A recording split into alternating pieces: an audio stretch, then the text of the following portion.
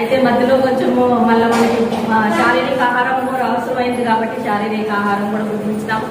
అయితే ఇప్పుడు మళ్ళీ సెకండ్ సెషన్ లో మనం కొంచెం ఓపికతో వినాలని కోరుతున్నాను. కొంచెం ఎట్లయినా కష్టం ఉంటుంది ఆహారం తిన్నాక, కానీ ఓపికతో వినాలని నేను కోరుతున్నాను.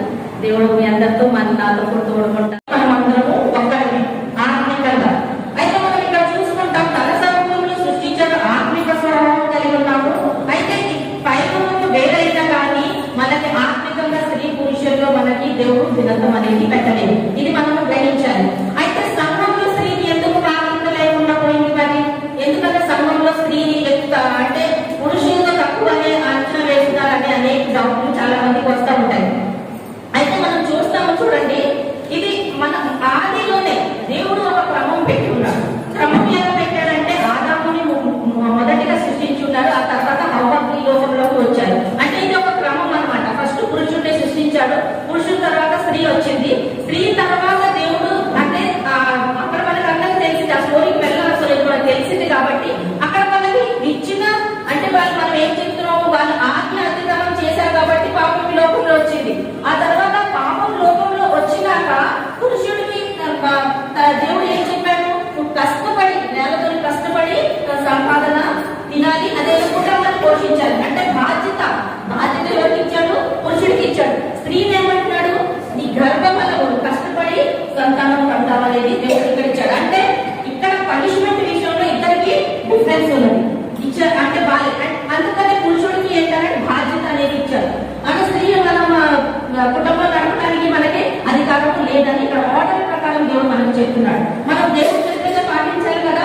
అందుకంటే కుటుంబంలో పురుషుడే అదే ఆధిపత్యం వహించాలి, శిరస్సు ఉండాలి. ఎందుకంటే ఆర్డర్ అలా ఇచ్చాడు దేవుడు. కాబట్టి నేను నాకు అన్ని నాలెడ్జ్ వచ్చు, నేను ఎక్కువ చదువుకున్నా పురుషుడితో నాలని మనము అంటానికి ఇక్కడ అధికారం లేదు. మనం ఎక్కువ చదువుకున్నా కానీ మన భర్త తక్కువ చదువుకున్నా కానీ ఈ జోన్ అంటే కానీ మనకి శిరస్సు. కాబట్టి మనం గ్రహించవచ్చు. ఇట్లా చెప్తారు స్టార్టింగ్ లో దేవుడు శిరస్సు మన అందరికీ తెలుసు. స్త్రీకి శిరస్సు ఎవరు? పురుషుడే అయినాడు. పురుషుడికి శిరస్సు క్రీస్తు అయిన, సంఘానికి శిరస్సు క్రీస్తు అయిన, యేసుక్రీస్తు అయినాడు. అయితే చూడండి, ఈ ఆర్డర్ లో కూడా ఎలా వస్తుంది, ఎవరు ఎవరికి శిరస్సు అనేది క్లియర్గా మనకి ఇక్కడ చెప్పబడి ఉంది. ఆ ఆర్డర్ లోనే ఫాలో అవ్వాలి. అంటే మనం సంఘంలో వచ్చినప్పుడు స్త్రీ ఎక్కడికి వస్తుంది? ఫస్ట్ ఎవరు వస్తారు? ఫస్ట్ సంఘంలో క్రీస్తు, క్రీస్తు తర్వాత పురుషుడు, పురుషుడు తర్వాత స్త్రీ. చూడండి, ఇప్పుడు మనకి విన్నాము విశ్వాసం వచ్చింది. ఇప్పుడు మనం ఏం చెయ్యాలి? మార్మన్స్ అనేది మనకి అవసరం. మార్మన్స్ అన్నాక రోమీలకు రాసిన పత్రిక 10వ అధ్యాయం 9-10 ఒకసారి చదవండమ్మా. రోమీలు 10వ అధ్యాయం 9-10 2 వచనాలు. ఏమనగా నీ నోటితో ఒప్పుకొని దేవుడు లేచినని హృదయంలో సిస్టర్ ఇందాక చెప్పారు. విశ్వాసం వచ్చాక మనము పైపైన రూపం కాదు. నా విశ్వాసం నేను బైబిల్ పట్టుకొని తెల్ల వస్త్రాలు వేసుకొని ప్రతి ఆదివారం గుడికి వెళ్తున్నానంటే అది విశ్వాసం కాదు. నీ హృదయంలో నువ్వు దేవుడిని యేసుక్రీస్తు వారిని అంగీకరించావా లేదా? ఆయన ముందుల్లోనే దేవుడు లేపాడని అంగీకరించావా లేదా? కన్ఫెషన్, ఇంగ్లీష్ లో మనం ఏమంటాము కన్ఫెషన్ అంటే మనం ఒప్పుకోవాలి యేసుక్రీస్తు వారిని. తర్వాత మనకి నెక్స్ట్ స్టెప్ ఏమవుతుందంటే బాప్తిజం. ఇప్పుడు మనం ఒప్పుకున్నాక మనం ఏం చేయాలి? బాప్తిజం తీసుకోవాలి. ఒకసారి చదవండి, యోహాను సువార్త 3:5. మనం దేని నిమిత్తమై? పాపక్షమాపణ నిమిత్తమై మన గతించిన కాలం, మన గత జీవితాన్ని మానుకొని యేసుక్రీస్తు వారు ఎలా అయితే యేసుక్రీస్తు వారు ఈ లోకంలో ఉన్నప్పుడు యోహాను గారు ద్వారా బాప్తిజం తీసుకున్నారు. నీటి బాప్తిజం ఇక్కడ చాలా ముఖ్యం. ఏమైంది? ఒకటి నీటి మూలంగాను ఆత్మ మూలంగాను జన్మిస్తేనే కానీ దేవుని రాజ్యంలో ప్రవేశం. ఇప్పుడు చూడండి, ఎంతమంది మేము వాకింగ్ చేస్తున్నారు, బాప్తిజం లేకుండా కూడా వెళ్ళొచ్చి దేవుని రాజ్యంలోకి అంటున్నారు. అది కరెక్ట్ అమ్మా? అది ఏం చెప్పినా లేకపోతే ఏ ఐదు చెప్పారా? ఇది వాక్యం, పరిశుద్ధ గ్రంథం. ఇది పరిశుద్ధాత్మ ప్రేరేపణతో రాయబడిన గ్రంథం కాబట్టి వాక్యంలో బాప్తిజం అనేది వేసేసి మీరు అక్కడ చిన్న పిల్లలు తీసుకొచ్చి ప్రార్థన చేయడానికి బాప్తిజం ఇచ్చినారంటే అది ప్రాపర్ బాప్తిజం. అది కాదు. బాప్తిజం తీసుకున్నాక మనం 1 పేతురు 2వ అధ్యాయం 11-12 చదవండి. సంఘంలో మన తీరు ఫస్ట్ పేతురు రాసిన మొదటి 2:11-12. ప్రియులారా పరదేశులను ప్రదేశులను యాత్రికులమై ఉన్నాము. యాత్రికులై ఉన్నాము కనుక ఆత్మకు విరోధముగా ఉమ్, ఆత్మకు విరోధముగా ఆత్మకు విరోధంగా శరీరమును ఉమ్, విసర్జించి విసర్జించి అన్యజనులను అన్ని జనులు ఉమ్, ఏ విషయంలో ఏ విషయంలో ఆత్మను దూషించురో ఆ. ఆ విషయంలో మీరు విసర్జించి ఉమ్, కాబట్టి అంటే అది ఆ వర్డ్ ఏంటి విడవను అది లెఫ్ట్ బాప్టిజం తీసుకున్న క్రీస్తు సంఘంలో వచ్చాక మనం ఇదే క్రీస్తు సంఘం సత్యంలోనే మనం ఉండాలి. ఈ సత్యవాక్యమే వినాలి, సత్యంలోనే మనం జీవించాలి. అక్కడ చూడండి మొత్తం హాల్ మొత్తం నిండిపోతుంది, ఇంతమంది జనాలు ఉన్నారు, 1000 మంది కూర్చున్నా కానీ ఒక్కరు విశ్వాసం లేకపోతే ఆరాధనకి ఇష్టం లేదు. దేవునికి 2-3 నా నామంతో ఎక్కడైతే ఆరాధిస్తారో ఆ మధ్యలో నేను ఉంటానని వాగ్దానం ఇచ్చిన గొప్ప దేవుడు. కాబట్టి సంఖ్యాపరంగా మనకి దేవుడు కోరట్లేదు. నీకు ఎంతమంది 1000 మంది కూర్చున్నా కానీ మొత్తం ఫుల్ హాల్ ఫుల్ అయిపోయింది, ఒక్కరు కూడా విశ్వాసం లేదు, అందరు పైపైన భక్తి చూపిస్తుంటే ఆయుష్కరమైన ఆరాధన దేవుడు. ఇది మనం గ్రహించాలి. అయితే మన క్రీస్తు సంఘం స్త్రీ గురించి నేను ఫాస్ట్ వెళ్ళిపోతాను. క్రీస్తు అంటే నేను కొన్ని రాశాను. నెక్స్ట్ మన సంఘ కార్యక్రమాలు కూడా ఉంటాయి, కానీ సమయం ఉంటే సంఘ కార్యక్రమం గురించి ఒక షార్ట్ చెప్పేస్తాను, తర్వాత స్త్రీ గురించి.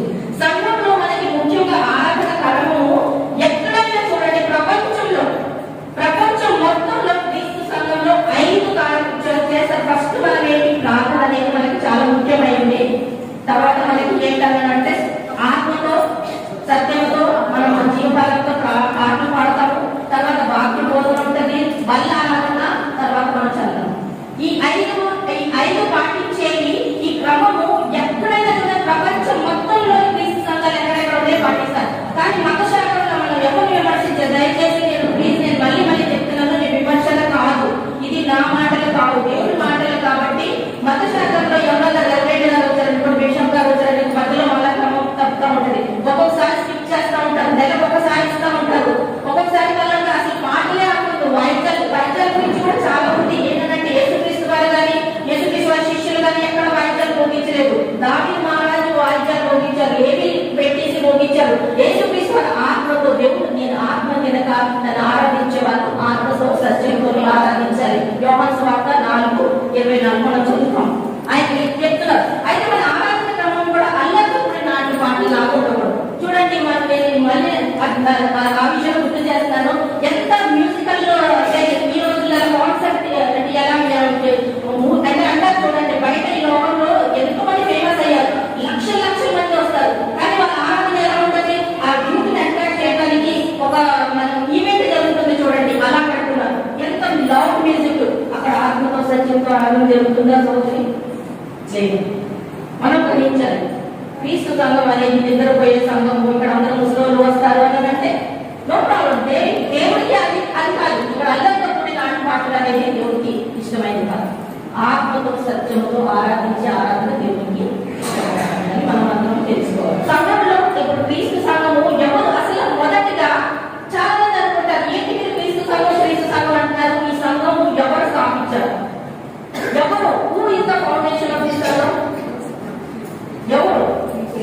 క్రీస్తే స్వయాన మరియు నీవు పేతురు ఈ బండపై నా సంఘాన్ని కట్టాలంటారు.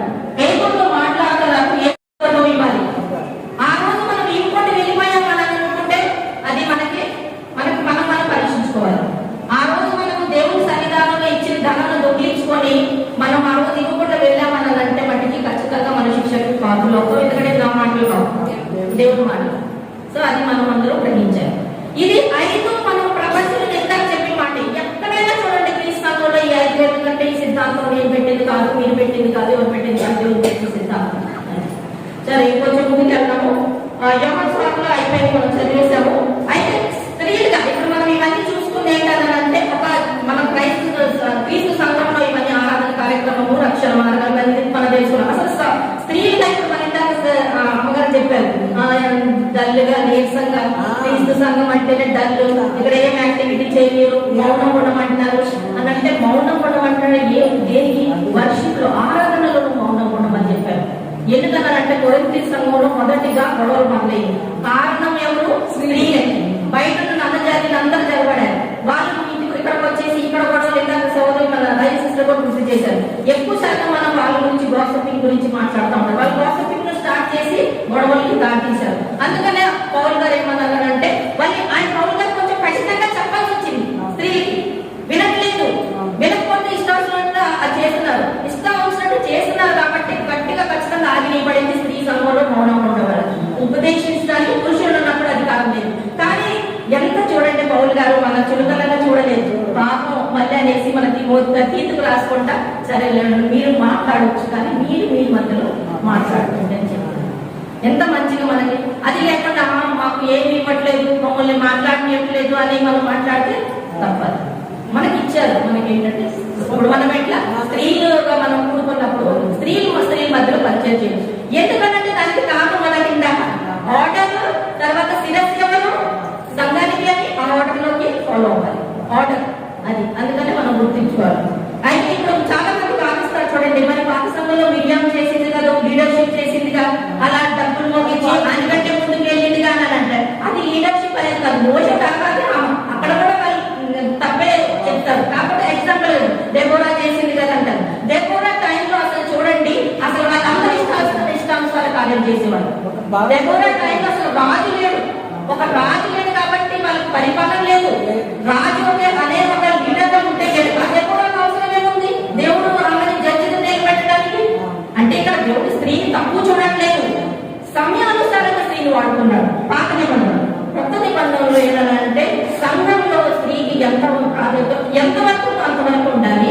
తర్వాత స్త్రీల మధ్యలో మీరు ఎంతవరకు పరిచయం చేసినా చేసి సిస్టర్ గుర్తు చేశారు. అక్వేలా ప్రిసిల్లా తర్వాత నాన్ చూడండి, ఎంత భర్త కంటే కూడా ఎక్కువ నేర్చుకోండి.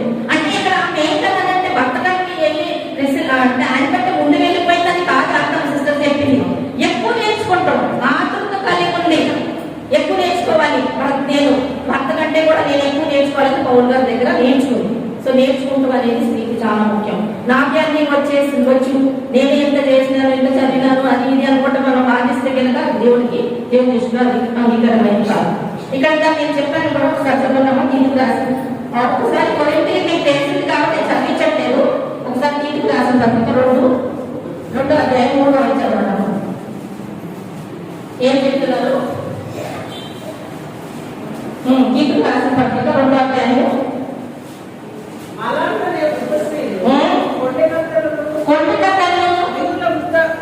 మధ్య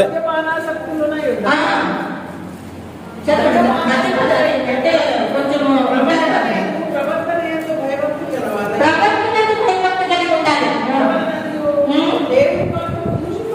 దేవుడు ఇవ్వండి. మళ్ళీ ఇక్కడ ఈ వాక్యం దూషించబడకూడదు. మన క్రియల ద్వారా, మనం చేసే క్రియ ద్వారా వాక్యం దూషించబడకూడదు కాబట్టి ఇక్కడ ఆజ్ఞించాడు. స్త్రీ చదవడం గంటలో భర్తకి రోడ్డు దాని పట్టణం శిశువులు అంటే బిడ్డలు స్వస్థ బుద్ధి పవిత్రులు ఎటువంటి పని చేసుకోవాలి, మంచి వాళ్ళు. అంటే ఇక్కడ ఉద్దేశించమని అన్నారు. యవన స్త్రీలకు హెచ్చరికలు చెప్పాలి. ఎలా ఉండాలి, సంఘంలో ఎలా ఉండాలి, సమాజంలో ఎలా ఉండాలనే హెచ్చరికలు చెప్పాలి. అదేవిధంగా బిడ్డల్ని స్త్రీలు ఇక్కడ ప్రేమించాలనేది కూడా మనకు ఆజ్ఞ ఇక్కడ ఇవ్వలేదు. అంటే మళ్ళీ మనం చూస్తాం చూడండి, తిమోతి గారికి ఎవరు వాక్యం విశ్వాసం నేర్పారు? తిమోతి గారికి అమ్మ అంటే ఎవరు నేర్చుకుంటారు? పౌరులు ఎన్నుకున్నారు. తిమోతి అంటే చాలా యవనస్తుడు, జాగ్రత్తగా ఉండాలి. సంఘాల్లో అనేక స్త్రీలు వస్తారు, స్త్రీ పట్ల జాగ్రత్తగా ఉండాలి. ఈ రోజుల్లో యవనస్తులు అందరూ పాస్టర్ గారు ప్రీచర్ గా ఉండే వాళ్ళు ఎలా ప్రవర్తిస్తున్నారు. కానీ తిమోతికి ఆయన విశ్వాసం కానీ క్రమశిక్షణ ఎక్కడ వచ్చింది? అమ్మ ఒక దగ్గర వచ్చింది. ఆ మాట ఎవరు నేర్చుకుంటున్నారు? పౌరులు గారు నేర్చుకుంటున్నారు. సో మనకి ఇవన్నీ హెచ్చరికలు అన్నమాట. ఇలా మనం స్త్రీలుగా ఉండాలి. అయితే మనకి ఇందాక నేను చెప్పినప్పుడు మళ్ళీ జ్ఞాపకం చేసుకున్నాను, ఎవరిని విమర్శించట్లేదు. కానీ మత శాఖలో ఉన్న స్త్రీకి క్రైస్తవ స్త్రీ, క్రిస్తు సంఘంలో ఉన్న స్త్రీకి ఏంటి విభేదం? మత శాఖంలో స్త్రీలు లీడర్షిప్ చేస్తారు. అంటే ఎంతమంది పురుషులు కానీ సంఘాన్ని లీడ్ చేస్తారు, నిలబడి వర్షం నడిపిస్తారు, పురుషులు వెనకుంటారు. అది దేవుడికి అంగీకారమైంది కాదు. క్రీస్తు సంఘంలో ఆదివారం వర్షిప్ లో స్త్రీ ముందుకు వచ్చి నిలబడి చేయడానికి అధికారం దేవుడు మనకి ఇవ్వలేదు. అదేవిధంగా సంఘంలో బిషప్, పాస్టర్లు అని పిలువబడతారు స్త్రీలు. మనకి సహోదరులు అని పిలిచారు. యేసుక్రీస్తు వారి సహోదరి, sisters, brothers. We are not called like reverends, bishops,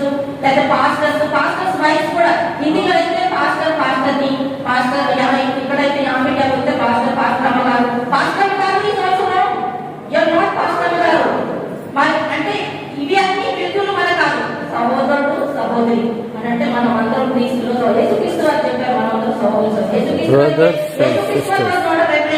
యేసుక్రీస్తు నేను బిషప్ని అని పెట్టుకున్నారా? బిషప్ క్రీస్తు, రెవరెండ్ క్రీస్తు, లేకపోతే రైట్ రెవరెండ్ క్రీస్తు అని కూడా రాస్తున్నారు. ఉందా? లేదు. అందుకనే మనం దేవుడు మనకి ఇచ్చిన ప్రకారమే మనం వృద్ధులు పెట్టుకోవాలి. తర్వాత మనం ఏం చూస్తామంటే వాక్య ఉద్దేశం స్త్రీ చేయడానికి లేదు. ఈ మధ్య చాలా మంది మతశాఖలు అంటే స్త్రీలు బాప్తిసం ఇస్తున్నారు. అది దేవుడికి అస్సలు అంగీకారమే. స్త్రీ బాప్తిసం ఇవ్వడానికి దేవుడు ఎందుకన్నాడంటే మొదటిలోనే చెప్పాడు కాబట్టి దేవుడు ఆజ్ఞ ప్రకారం మనం పాటించాలి కాబట్టి మతశాఖలో స్త్రీలు బాప్తిసం ఇచ్చినట్టు మనకి అధికారం అనేది లేదు. తర్వాత స్త్రీలు పురుషులు అందరూ ఒకే సమానమైన రోల్స్ వాళ్ళకి ఇవ్వాలి. అలాంటి స్త్రీ అయినా పురుషుడైనా ఏ కార్యక్రమాలైనా వీళ్ళిద్దరూ కలిసి చేయొచ్చు. ఈయన చేస్తుంటే తను కూడా చేయొద్దంటే కాదు. లార్డ్స్ పనిచేటప్పుడు స్త్రీ పైకి రావడానికి అధికారం లేదు. ఆ సమానం వచ్చి నిలబడతారు. చందా పట్టేటప్పుడు స్త్రీలు కూడా పడుతున్నారు. అంటే నేను విమర్శించట్లేదు, మళ్ళీ మళ్ళీ చెప్తున్నా. మీకు ఎవరికైనా బాధ కలిగినా కానీ ఇది మనం తెలుసుకోవాలి, గ్రహించాలి. మన స్త్రీకి ఏ రూపంలో పడిగా అంతవరకు ఉండాలి. కానీ లేదు మీ పాప అయినా కానీ పాప ఈజ్ ఆల్సో ఫీమేల్. పాప కూడా తెలుసుకుంటున్నారు కదమ్మా అంటే నా మాట కాదు, మళ్ళీ చెప్తున్నా. దేవుడు మనకి హెచ్చరిస్తున్నారు. లాస్ట్ కు మనం ఏంటన్నారంటే ఈక్వాలిటీ అయితే అందరికి ఇచ్చారు. దేంట్లో? రక్షణ విషయంలో. రక్షణ స్త్రీకి పురుషుడికి ఎలా అంత అవసరమో స్త్రీ కూడా అంతే అవసరం కాబట్టి ఈక్వాలిటీను రక్షణ. సత్య బోధమే వినాలి, సత్యంలోనే నడవాలి, సత్యానుసారంగా జీవించాలి. అది మనకి శత్రువుగా భావిస్తారు. ఇప్పుడు నేను ఇంత చెప్పినాను అనుకోండి, ఎవరైనా మత శాఖ వాళ్ళు ఇక్కడికి వచ్చారనుకోండి, బోధన అంగీకరిస్తారా? ఈ అమ్మగారు రెండోసారి అసలు ఏరియాలో రావద్దంటారు, ఈమెను బ్యాన్ చేయాలంటారు అంటారు లేదా? Ban that lady she's talking like this అని అంటారు. పర్వాలేదు, మన శత్రువులైనా కానీ వాక్యం చూడండి. గలతీలో రాసిన పత్రిక 3:28.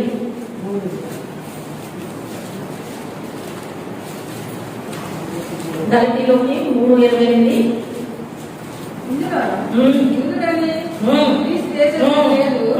దాసుడని స్వతంత్రుడు లేదు, పురుషుడు స్త్రీ లేదు. మీరందరూ ఏకముగా ఉన్నారు. ఇది అందరూ ఏకంగా ఉన్నారా? ఏంటిలా మాట్లాడతారు? ఏ విషయంలో? ఏ విషయంలో? ఇందాక చెప్పారు కదా ఈక్వాలిటీ. ఏ విషయంలో? రక్షణ, శాల్వేషన్.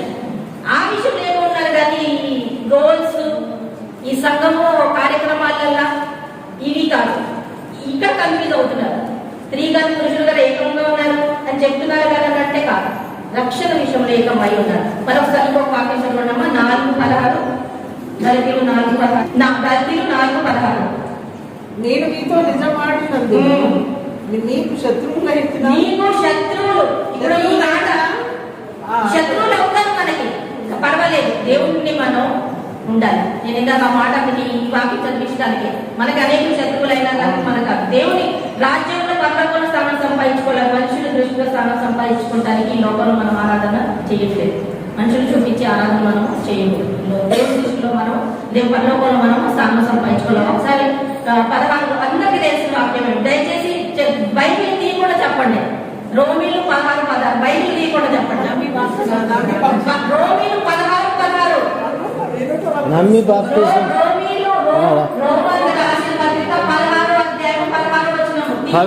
పవిత్రమైన ముద్దు పెట్టుకొని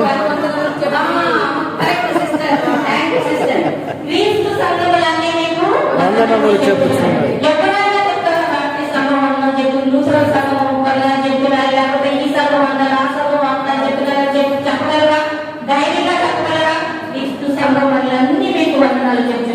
మనకి దేవుడు మనకి ఇచ్చాడు. మనం ఎంతో భాగ్యం కలిగి ఉన్నాం. ఏదైతే నేను చాలా ప్రాబ్లమ్ ఫీల్ అవుతాను అంటే దేవుడు నన్ను ఈ సంఘంలో పుట్టి పెరగడానికి, ఇలా ఆ సంఘాన్ని సత్యపెట్టడానికి దేవుడు నన్ను ఒక పాత్రగా వాడుకున్నారని నేను నా వరకు నేను చాలా సంతోషిస్తాను, ఆనందిస్తాను. ఎందుకంటే ఈ దేవుడు మన సంఘం గురించి పరిశుద్ధ గ్రంథంలో రాయబడింది కాబట్టి. సో దానికి మనం అందరము నల్లవి ఉండాలి. నాకు ఇచ్చిన అవకాశం వరకే సహోదరులందరికీ ఇక్కడ కూడా వచ్చిన బ్రదర్స్ అందరూ కూడా నా హృదయపూర్వకంగా చెల్లించుకుంటున్నాం. మరోసారి అమ్మగారికి అందరికీ వందనాలు చెల్లించుకుంటున్నాం.